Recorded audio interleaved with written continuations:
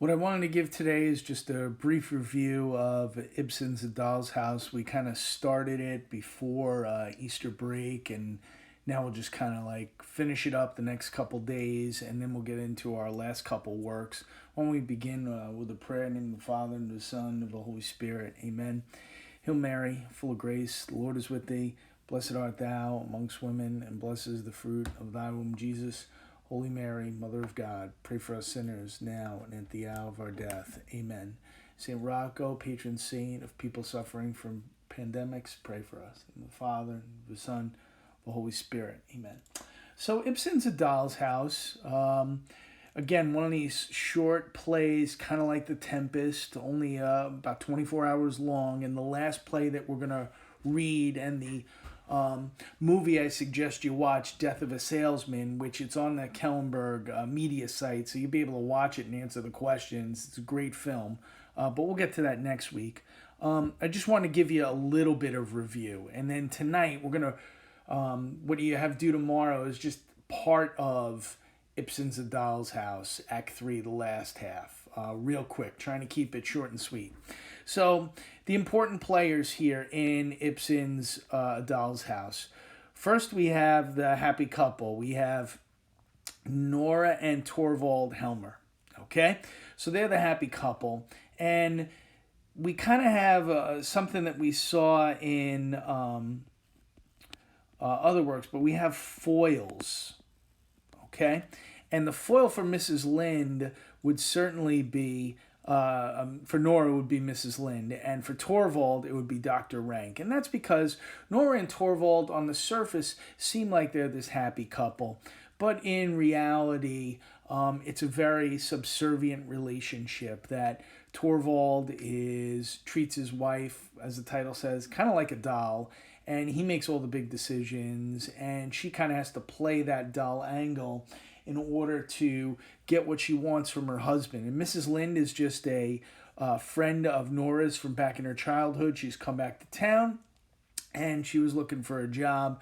And Torvald has got this job. He was first a lawyer, and now he's going to be the new president at a local bank. And Dr. Rank is a family friend of the Helmers, but again, he's somebody who is a foil to Torvald because Nora, around her own husband, has to put on this act like a doll, whereas around Dr. Rank, she can feel herself.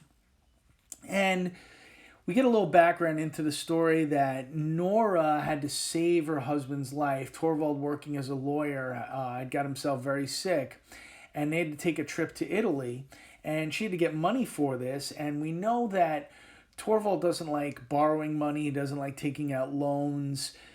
He doesn't want to be in debt to anybody. And Nora gets this money, all right, for this trip to Italy, and she plays it off that she got it from her father. And we know that Nora kind of isn't very truthful.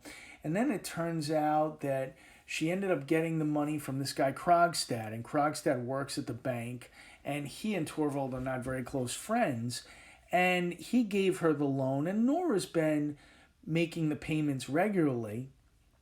And the thing is that we're going to find out is that taking a loan out is not a crime, but if you're a woman taking a loan out, you need a male cosigner to do it.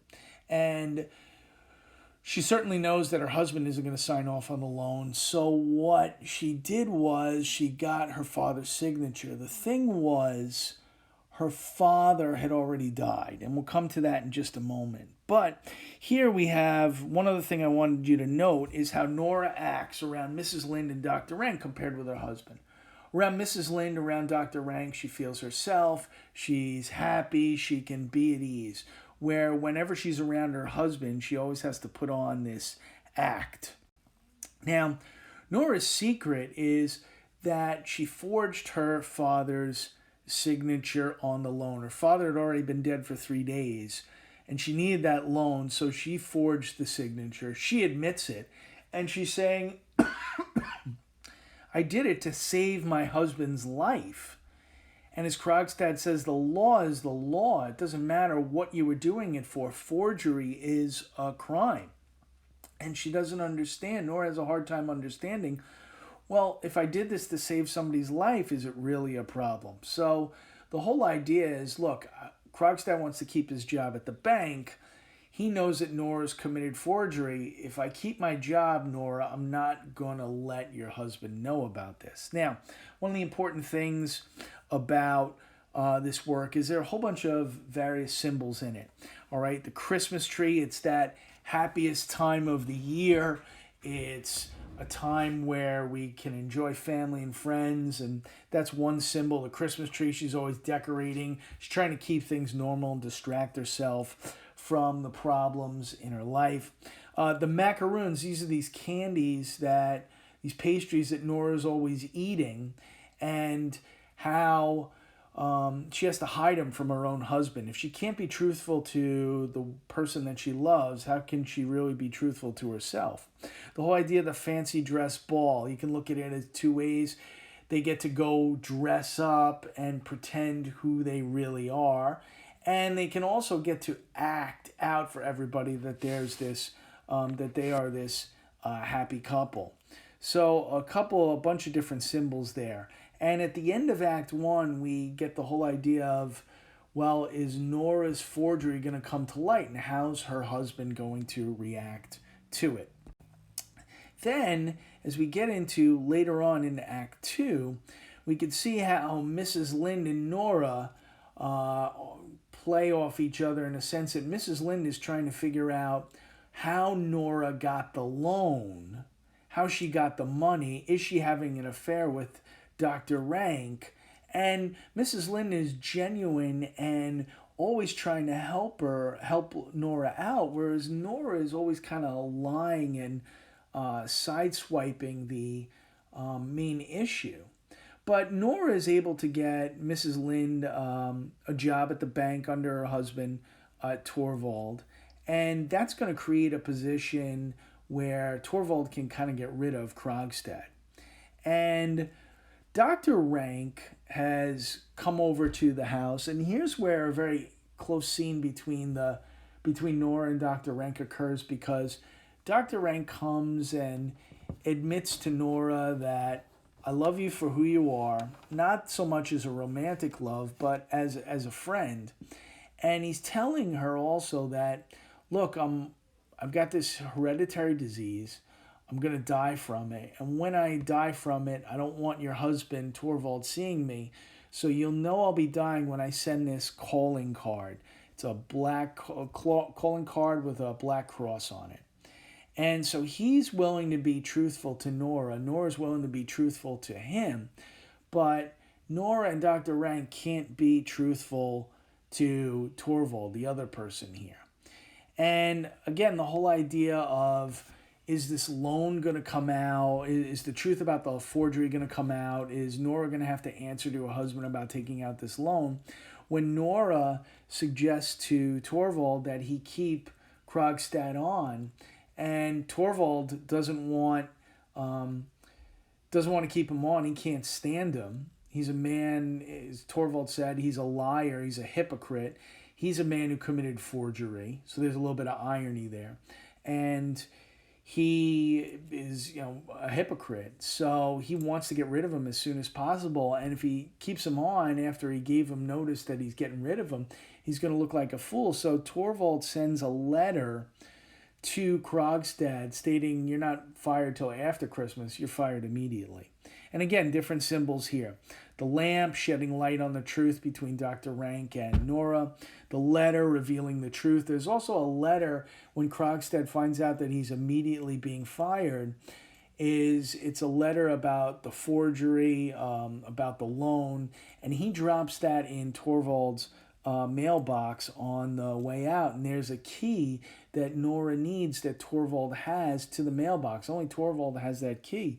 So it's the key to the truth. It's the key to what's going to happen in their relationship. And at the end of Act 2, there is the practicing of the tarantella. That's the dance that Nora's going to perform at that dress ball that they're going to go to. And to distract Torvald from getting the mail, Nora dances this tarantella, and she's totally out of sync, out of control. And Torvald says to her, you're dancing as if your life depended on it. And it certainly is. So another symbol there as we get into Act 3, whether the truth, as Ibsen's been building up the suspense, whether the truth is going to come out. And then in Act 3, Mrs. Lind, back in Act 2, had put together the whole idea that Nora had gotten the money from Krogstad. And Mrs. Lind says, I'll go speak to Krogstad, because it turns out that Krogstad and Mrs. Lind at one point had a relationship. And she speaks to him, and they're very nice to each other. And there's one metaphor, one image that Krogstad says, because Mrs. Lind left him after he'd been accused of that crime. And Krogstad says, you left me. I felt like a shipwrecked person holding on to a piece of wreckage. And after she appeals to him, Krogstad says, you know what? I'll get that letter back. I'll demand it back. And Mrs. Lind says, you know what? The truth has to come out. And you don't get that letter back. In the last day that I've been here, I've seen a lot of strange things, but there has to be a reckoning. The truth has to come out. And Mrs. Lind goes back and tells Nora, the truth's got to come out. You got to tell your husband about the forgery, about the loan. If he truly loves you, he'll protect you when it comes to the forgery, and he'll deal with the loan.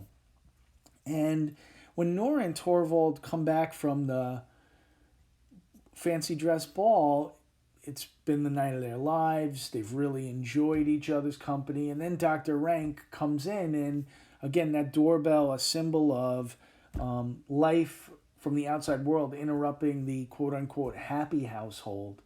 And Dr. Rank comes, and again, we have another symbol where he asks for Torvald for one of his cigars, and the lighting up of that cigar is his acceptance of his own death. And on the way out, he leaves, and he drops in that that calling card with the black cross on it, and Nora has to tell Torvald that he's dying. And Torvald's kind of a little bit taken aback because, he's their friend, but how come he told Nora and didn't tell him? So there's a little bit of that wondering there. But now as we get to the conclusion, he also finds, and what you're going to read a little bit more tonight, which is due tomorrow, is when he gets that letter from Krogstad, what's going to happen. So tonight, you don't have to finish the whole thing. If you want to, go ahead, but you only have to answer the first 7 questions.